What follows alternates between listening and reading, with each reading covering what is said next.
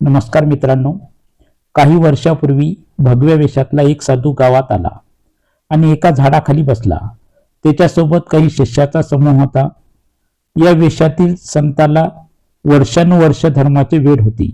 तो लोकांना येथे येऊन वेळ वाया घालवू नका असे सांगत असे. जसे जसे लोक येत गेले तसतसे ते वारंवार म्हणत असे, चांगल्या लोकांनो, मी संत नाही, मला हा वेश आवडतो. अशा गोष्टींना सहमती देणाऱ्याला भक्त कसे मानले जाऊ शकते? लोक आता एकामागून एक त्याचे शिष्य होण्यासाठी रांगेत उभे राहिले. या संताचे आणखीन एक वैशिष्ट्य म्हणजे तो ज्याला भेटला त्याला काहीतरी सोडून द्यायला लावत असे. काहींनी कांदे सोडले, काहींनी भोपळा सोडला, काहींनी रात्रीचे जेवण खाणार नाही असे म्हटले, काहींनी नाश्ता सोडण्याची शपथ घेतली, काहींनी मिठाई सोडण्याची शपथ घेतली. परंतु तंबाखू, भांग, गांजा आणि दारू सोडणारे फार कमी लोक सापडत असे. त्याच गावात एक कुप्रसिद्ध चोरही राहत होता. तो रात्री चोरी करायचा आणि दिवसा झोपायचा. जेव्हा त्यांनी महात्म्याबद्दल ऐकले तेव्हा त्याला भेटण्याची इच्छा झाली. एके दिवशी झोपेत असताना त्याला त्यांना भेटण्याचा विचार आला. दुपारी डोळे चोळत तो महात्म्यांजवळ आला. त्यांनी त्यांच्या पायांना स्पर्श केला आणि म्हणाला, महात्माजी, मला तुमचा शिष्य बनवा. महात्माजी म्हणाले, तुम्हाला माझी स्थिती माहीत असली पाहिजे. जोपर्यंत ते एक गोष्ट सोडत नाहीत तोपर्यंत मी कोणालाही माझा शिष्य बनवत नाही. चोराने उत्तर दिले, महात्माजी, अनेक लोकांनी फक्त एक गोष्ट सोडली आहे, पण मी तुमच्या समोर 3 गोष्टी सोडत आहे. पहिले, मी कधीही राणीच्या पलंगावर बसणार नाही. दुसरे, मी सोन्याच्या ताटात अन्न खाणार नाही. आणि तिसरे, मी या जन्मात कधीही राजा होणार नाही. आता कृपया मला तुमचा शिष्य म्हणून स्वीकारा. चोराचे शब्द ऐकून महात्मा संतापले, कारण त्यांनी अशा गोष्टी बोलल्या होत्या ज्या त्याला कधीही कराव्या लागणार नाहीत. मग महात्म्यांनी ठरवले की त्याला धडा शिकवावा. त्याचा राग दाबून महात्मा म्हणाले, मला तुमच्यासारखे शिष्य कधीच सापडला नाही. तुम्ही स्वतःच्या इच्छेने 3 गोष्टी सोडल्या. मी असे म्हटले तर तो एकही गोष्ट सोडेल. चोराने लगेच उत्तर दिले, जर तुम्ही मला आज्ञा दिली तर मी श्वास थांबवेल. हे ऐकून महात्माजीचे अंग थरथरले. त्यांनी विचार केला, हा शिष्य खरोखरच अद्वितीय आहे. त्याचा अभिमान मोडण्यासाठी मी त्याला कोणती शपथ घेऊ? त्याला संन्यास घेतल्यापासून इतकी वर्ष उलटली आहे. मी अनेक सिद्ध महात्माजी पाहिले आहेत, पण तेही खोटे बोलल्याशिवाय राहू शकत नाही. त्याला खोटे न बोलण्याची शपथ का घेऊ नये?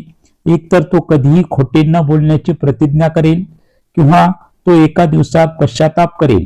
मग महात्माजींनी एक दीर्घ श्वास घेतला आणि म्हणाले, तू स्वतःच्या इच्छेने 3 गोष्टी सोडून दिल्या.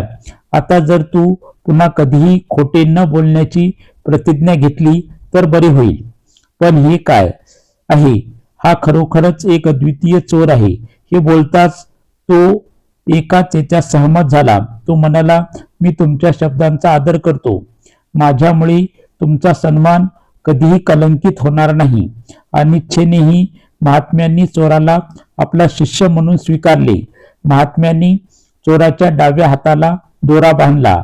चोराने महात्मांना नारळ दिला. व्यापाऱ्यांचे व्यवसायही खोटे बोलल्याशिवाय चालू शकत नाही. शेवटी तो चोर होता, पण त्याला त्याचा व्यवसाय करायचा होता. चोरानेही परदेशात जाण्याचा निर्णय घेतला. फाटके कपडे आणि जीर्ण बूट घालून तो निघून गेला. अंधार पडताच त्याला मंदिरात आरती होत असल्याचा आवाज ऐकू आला. चोर मंदिरात घुसला आणि भक्तांसोबत आरती करू लागला. आरती संपल्यानंतर सर्व भक्त घरी गेले, पण चोर मूर्तीकडे तोंड करून तेथेच राहिला. स्वच्छ मंदिराशिवाय चोर रात्र कुठे घालवू शकेल? मूर्तीऐवजी दागिने, हिरे, मोती त्याला अधिक आकर्षक वाटले. पुजाऱ्यांनी फाटक्या भक्ताला पाहिले तेव्हा त्यांनी विचारले, तू कोण आहेस? तू कुठून आला आहेस? चोराने आश्चर्याने पुजाऱ्याकडे पाहिले आणि म्हणाला, मी चोर आहे. मी आज इथेच आलो आहे. पुजाऱ्याने उत्तर दिले, माझे केस उन्हात पांढरे झालेले नाहीत. मी चेहऱ्यावरून माणसाचे स्वरूप ओळखू शकतो. चोर खूप कष्टानेही खरे बोलत नाही. तो माझी परीक्षा घेण्यासाठी आलेला एखादा अघोरी भक्त असायला हवास. चोराने उत्तर दिले, मी चोर आहे. विश्वास ठेवा किंवा नको. जर तुम्हाला काही हरकत नसेल तर मला इथे रात्र काढायची आहे. पुजाऱ्यांनी त्याला मिठी मारली. त्याचे डोळे पाणावले. पुजाऱ्यांनी गुदमरलेल्या आवाजात म्हटले, प्रिय मित्रा, आज माझी भक्ती यशस्वी झाली आहे. तू मला या रूपात दर्शन दिल्यापासून मी तुला माझ्या मनाच्या डोळ्यात ओळखले आहे. पुजाऱ्यांनी चोराला मानवी रूपात देव मानून सर्व काही त्याच्यावर सोडले आणि मंदिराच्या मागे असलेल्या खोलीत झोपायला गेला. चोर इतका माणूस होता की तो झोपण्यासाठी आपले कपडे काढत असे. तो मागे काहीही सोडत नसे. त्याने खूप संपत्ती जमवली होती. हिरे आणि मोती. सत्य सांगण्याचे खूप चांगले फळ मिळाले. मी आयुष्यात असंख्य वेळा खोटे बोललो, पण त्याला काय मिळाले? दुःखाशिवाय काहीच मिळाले नाही. कधी कधी त्याला खायलाही काही मिळाले नाही. रात्री 3 वाजता चोर देव आणि पुजाऱ्याला त्याच्या नशिबावर सोडून निघून गेला. पण त्याला गावात खूप आशीर्वाद मिळाला. गावात पोचल्यावर त्याने हिरे आणि मोती एका भांड्यात ठेवले आणि घराच्या एका कोपऱ्यात लपवले. तो सोन्याचा छत्री घेऊन थेट सोनाराकडे गेला. तिथून त्याने 7 लाडीचे हार, हिऱ्याच्या अंगठ्या आणि स्वतःसाठी बनवलेले ब्रेसलेट बनवले. नंतर त्यांनी शिंप्याकडे सुंदर कपडे बनवले. त्याने 5,000 रुपये देऊन ठाकूरकडून एक अरबी घोडा विकत घेतला. मायाच्या युक्त्या अद्वितीय आहेत. पूर्वी जर त्याला थोडीशीही संपत्ती मिळाली तर लोक विचारायचे की त्याला ती कुठून मिळाली. जरी त्यांना माहीत होते की तो सत्य बोलणार नाही, तरीही ते त्याला मारहाण करायचे. पण आता जेव्हा तो सत्य सांगण्यास तयार होता, तेव्हा कोणीही विचारले नाही की त्याला इतकी संपत्ती कुठून मिळाली. थोडा वेळ विश्रांती घेतल्यानंतर तो त्याच्या घोड्यावर बसला. हातात सोन्याची काठी घेतली आणि पुन्हा परदेशात निघाला. जर तुमच्याकडे चांगला घोडा असेल तर अंतर कापायला जास्त वेळ लागत नाही. तो रात्रीसाठी एका शहरात थांबला. रात्री मी तो विचार करत असे की पूर्वी एक छोटीशी चोरी देखील माझी हाडे मोडेल. दिवसातून 2दा पोट भरणे देखील कठीण होते. व्यवसाय तोच आहे, पण आता लोक माझा खूप आदर करतात. ते माझी चापुलसी करतात. कोणीही विचारले नाही की मला इतकी संपत्ती कुठून मिळाली. आता मला माहीत आहे की चोर हा गुन्हा नाही. गुन्हा म्हणजे गरिबी. गरिबी हा सर्वात मोठा गुन्हा आहे. पैशाची खेळण्याची एक वेगळी पद्धत आहे. सर्व गुन्हे संपत्तीच्या सावलीत लपलेले असतात. आता राजा चेंजर, मी तिजोरीतून चोरी केली तर मला शोधून काढले जाईल. चोराने सोन्याची काठी उचलली आणि घोड्यावर बसला आणि राजवाड्याभोवती फिरू लागला. मग तिथे उपस्थित असलेल्या रक्षकाने त्याला थांबवले आणि विचारले की तू कोण आहेस आणि तू इथे कशासाठी आला आहेस?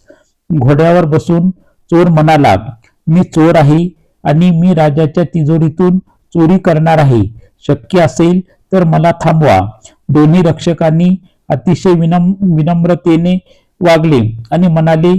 चोरांचा असा थाट पाहून सर्वांना वाटले की राजेशाही कपडे, भव्य अरबी घोडा, मौल्यवान दागिने एखाद्या राजघराण्यातील असावेत. सर्वांनी हात जोडून विनवणी केली, महाराज, तुम्हाला थांबवण्याची आमची हिंमत कशी झाली? जर तुमचे काही आदेश असतील तर कृपया आम्हाला सांगा. चोर आत येताच पाहणाऱ्याला प्रत्येक रक्षकाने नतमस्तक होऊन नमस्कार केला. तेवढ्यात राजदरबाराच्या दाराशी 2 रक्षकांनी चोराला थांबवले आणि म्हणाले, राजाला न कळवता पुढे जाण्यास सक्त मनाई आहे. जर तुम्ही आम्हाला काही सांगितले तर आम्ही राजाला तुमच्याबद्दल सांगू. तुम्ही कोण आहात आणि तुम्ही का आला आहात? चोराने उत्तर दिले, मी चोर आहे आणि शाही तिजोरीतून चोरी करायला आलो आहे. तुम्ही आणि तुमचा राजा मला रोखण्यासाठी जे काही करता येईल ते करायला हवे. पहारेकरी खूप घाबरले आणि त्यांनी विचार केला, असे दिसते की तो आमच्या विचारण्यावर रागावला आहे. तो नवीन दिवाण असावा. असा दबदबा आणखीन कोण बाळगू शकतो? हात जोडून त्यांनी विनवणी केली. आमची चूक झाली महाराज, कृपया आम्हाला माफ करा. तुम्हाला पुढे जाण्यापासून रोखण्याची आमची हिंमत कशी झाली? चोर हसला आणि पुढे चालू लागला. मग चोराने त्याचा घोडा तिजोरी समोर थांबवला. घोड्याचा शेरा ऐकून खजिनदार बाहेर आला आणि हात जोडून म्हणाला, मी तुम्हाला ओळखले नाही महाराज. चोर म्हणाला, मी तुम्हाला ओळखले नाही महाराज. जर तुम्ही मला आधी पाहिले असते तर तुम्ही मला ओळखले असते. मी चोर आहे आणि मी तिजोरीतून चोरी करायला आलो आहे. खजिनदाराने गृहीत धरले की तो नवीन दिवाण आहे, जो तिजोरीची तपासणी करायला आला होता. त्याला न ओळखल्याने तो रागावला असावा आणि म्हणूनच तो बकवास बोलत होता. असे दिसते की तो आता त्याची नोकरी गमावला आहे. खजिनदार थरथर कापत म्हणाला, हे प्रभू, तुमचे डोळे कमकुवत झाले आहेत. असे म्हणून खजिनदाराने त्याच्या कमरेतील चाव्या काढल्या आणि त्या नवीन दिवाणाला दिल्या. चोराची इच्छा पूर्ण झाली. तो चाव्या घेऊन थेट आत गेला. खजिनदार बाहेरच राहिला. खजिन्याची कमतरता नव्हती, पण चोराने फक्त 5च मोती घेतले आणि ते त्याच्या खिशात ठेवले. त्याने ते खजिनदाराला दिले आणि परत येताना कोणीही त्याला रोखले नाही. राजवाड्यातून बाहेर पडताच तो वाऱ्या इतक्या वेगाने घोड्यावर स्वार झाला. दरम्यान खजिनदाराने घरी जाण्यापूर्वी खजिन्याची तपासणी केली आणि त्याला 5 मोती गायब असल्याचे आढळले. त्याला आश्चर्य वाटले की त्याने मोजण्यात चूक केली आहे का. त्याने पुन्हा खजिना मोजला आणि तेच 5 मोती गायब असल्याचे आढळले. त्याला वाटले, अरे, हे खरोखरच एक लबाडी आहे. तो चोर होता. राजा त्याला काय शिक्षा देईल हे देवालाच माहिती. तो ओरडणारच होता. इतक्यात त्याला एक शहाणा विचार आला. चोरी आधीच झाली होती, आता चोराला दोषी ठरवले जाईल. तो चोरावर कसा विश्वास ठेवू शकतो? खजिनदाराने पटकन 5 मोती त्याच्या खिशात ठेवले आणि मोठ्याने ओरडला, चोर चोर चोर. अशा वेळी सैनिक आणि पहारेकरी नेहमीच तिथे असतात. ते लगेच धावत आले. काही वेळातच मोठ्या संख्येने सैनिक तिजोरीजवळ जमले. ते सर्व जमले आणि राजाकडे गेले. खजिनदार ओरडला, महाराज, जर एखादा चोर स्वतः राजेशाही पोशाख घालून दिवसाढवळ्या अशा प्रकारे चोरी करतो तर देव स्वतः त्याचे रक्षण करू शकत नाही. मी काय आहे? राजा सिंहासनाचा अभिमान होता. राणी राज्याचे कामकाज हाताळत असे. राजा घुबडासारखा नुसता बसून राहत असे. सर्वांचे ऐकत असे, पण तो प्रतिसाद देऊ शकत नव्हता. राणीने सर्व काही ऐकले तेव्हा ती म्हणाली, तुमची चूक नाही. तुमच्या जागी कोणीही चोरावर संशय घेणार नाही. बरं, जे भूतकाळ आहे ते भूतकाळ आहे. आता चोराला अटक करणे आवश्यक आहे, अन्यथा सरकारला कोण घाबरेल? चोराची ही कृपा होती की संपूर्ण खजिना असूनही त्याने फक्त 10 मोती घेतले. जा, त्याला जिथे असेल तिथे अटक करा आणि माझ्या समोर आणा. जरी तो पाताळात लपला असला तरी हा राज्याच्या सन्मानाचा प्रश्न आहे. राणीचा आदेश मिळताच पहारेकरी चोराच्या शोधात निघाले. संध्याकाळ होण्यापूर्वी चोराला अटक करण्यात आली, पण त्याच्या चेहऱ्यावर भीतीचा लवलेशही नव्हता. त्याला विचारताच त्याने आपला गुन्हा कबूल केला आणि विचारले की तू एवढी हालचाल का केलीस? मी तुला आधीच सांगितले होते की मी चोर आहे. पहारेकऱ्यांनी त्याला राजवाड्यात जाण्यास सांगितले तेव्हा चोर निर्भयपणे त्यांच्यात सामील झाला. त्याने असा चोर कधीही पाहिला नव्हता किंवा ऐकला नव्हता. राणीच्या आदेशाने दरबार भरवण्यात आला. अशा चोराला पाहण्यासाठी शेकडो लोक जमले. शेवटी राजा आला आणि शांतपणे राणीच्या शेजारी सिंहासनावर बसला. दरबारात इतके लोक पाहून राजा आश्चर्यचकित झाला. पुरेशी जागाही नव्हती. राजाने राणीला सांगितले, एवढे लोक चोराला भेटायला आले आहेत. या लोकांपैकी 1/4 लोकही आम्हाला भेटायला आले नाहीत. तो राजा होण्यास पात्र आहे. राजाचे हे शब्द ऐकून राणीने डोळे मिचकावून त्याला गप्प केले. राणीने काळजीपूर्वक पाहिली की दरबारात कोणीही चोराला साजेसे सुंदर नव्हते. अटक झाल्यानंतरही त्याच्या चेहऱ्यावर भीतीचे चिन्ह नव्हते. तरीही राणी चोराला म्हणाली, तुझे सर्व गुन्हे माफ झाले आहेत, पण मला खरे सांग, तू कोण आहेस? चोर रागावला आणि पुन्हा पुन्हा त्याच प्रश्नाचे उत्तर देत राहिला. मी किती वेळा म्हणू की मी चोर आहे, मी चोर आहे. मी सर्वांना फसवले आणि तिजोरीतून चोरी करायला गेलो. राणीने पुन्हा विचारले, तू किती मोती चोरलेस? चोराने उत्तर दिले, 5. आता खजिनदाराकडे पाहून तिने विचारले, तू म्हणालास की तू 10 मोती चोरलेस. खजिनदाराने हात जोडून विनंती केली, हे प्रभू, आम्ही या चोरावर कसा विश्वास ठेवू शकतो? तो खोटे बोलत आहे. चोराने उत्तर दिले, मी तुला जे सांगितले तेच मी तुला सांगितले आहे. मी चोरी करू शकतो, पण मी कधीही खोटे बोलणार नाही अशी शपथ घेतली आहे. मी 6व्या मोत्यालाही स्पर्श केला नाही. राणीने चोराचे शब्द 100% खरे मानले.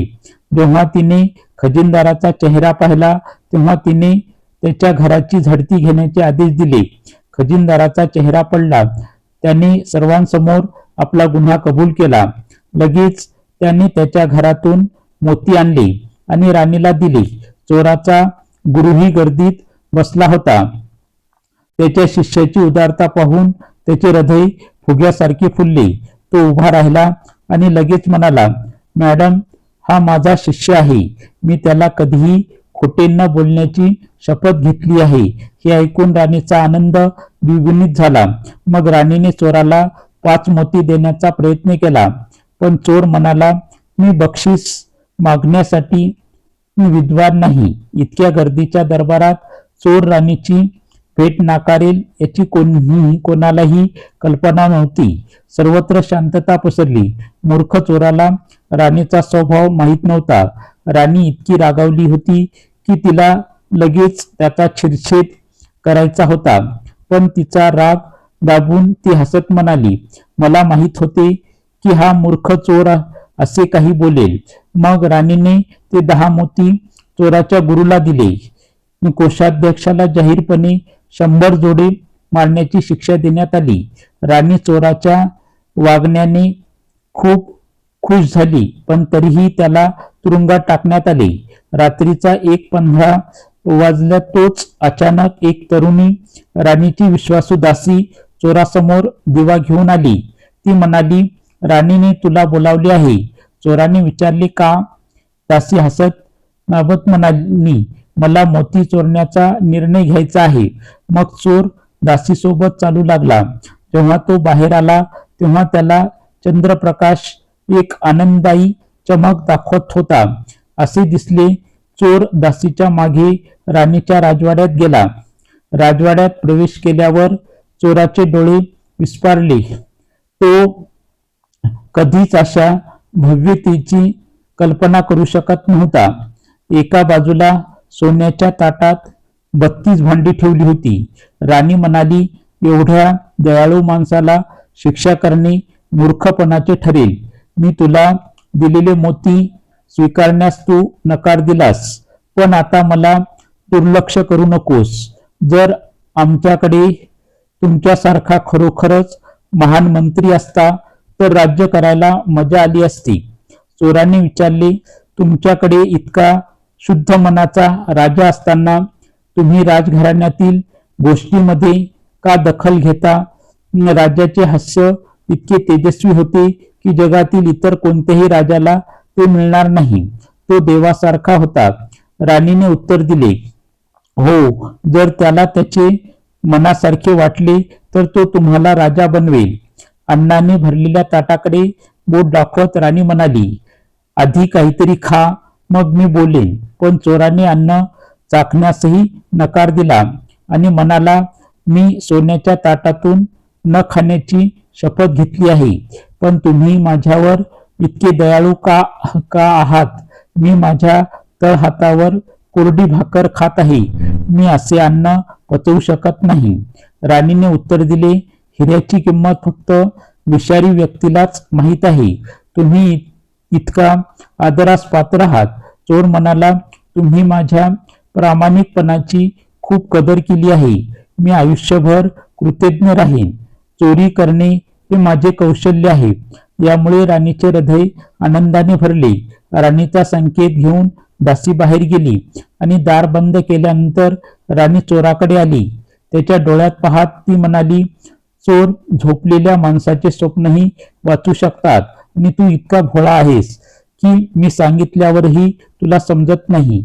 मी हे सर्व का करत आहे तुला माहिती नाही का? या सजवलेल्या पलंगाला आता त्रास देऊ नकोस. तो इतक्या दिवसापासून आपली वाट पाहत आहे. जेव्हा राणीने चोराचा हात धरला तेव्हा त्याने तो हात हलवला आणि म्हणाला, रागावू नकोस, मी राणीच्या पलंगावर न बसण्याची शपथ घेतली आहे. तेव्हा राणी म्हणाली, तू म्हणालास की राजा देवासारखा आहे, तर माझे एक देवाचे स्थान स्वर्गात असले पाहिजे. राजाला स्वर्गात पाठवण्याची आणि तुला येथे राजा बनवण्याची जबाबदारी माझी आहे. आता तुला सिंहासनावर बसण्यास त्रास सहन करावा लागेल. राणी म्हणून मी तुला नमन करते. मला आणखीन त्रास देऊ नकोस. चोराने नमन केले आणि त्याचे पाय मोकळे केले.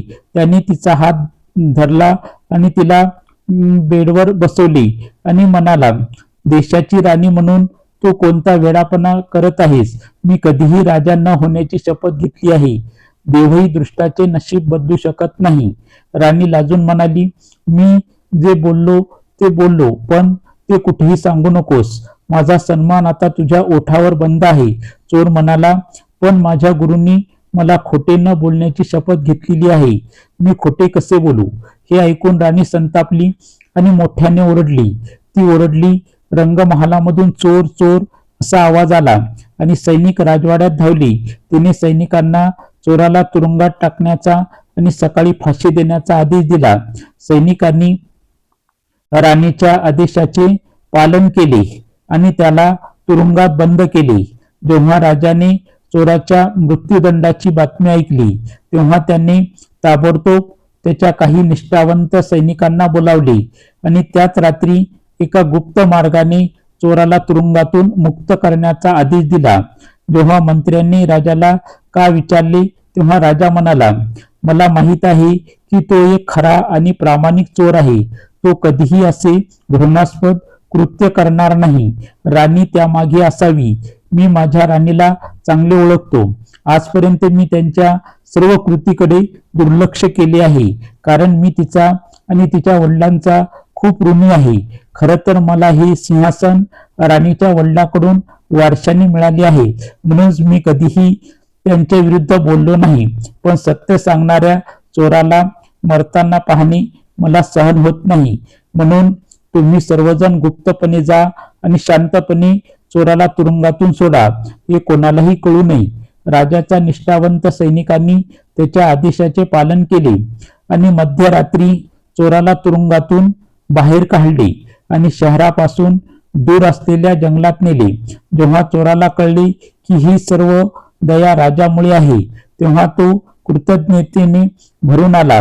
पण या संपूर्ण घटनेचा त्याच्या हृदयावर इतका परिणाम झाला की त्याच्या मनात त्यागाची भावना निर्माण झाली आणि त्याने सांसारिक जीवनाचा त्याग करून एका साधूचे जीवन जगण्याचा निर्णय घेतला. तो आता त्याच जंगलात राहत होता. एका झोपडी बांधत होता आणि देवाची पूजा करू लागला.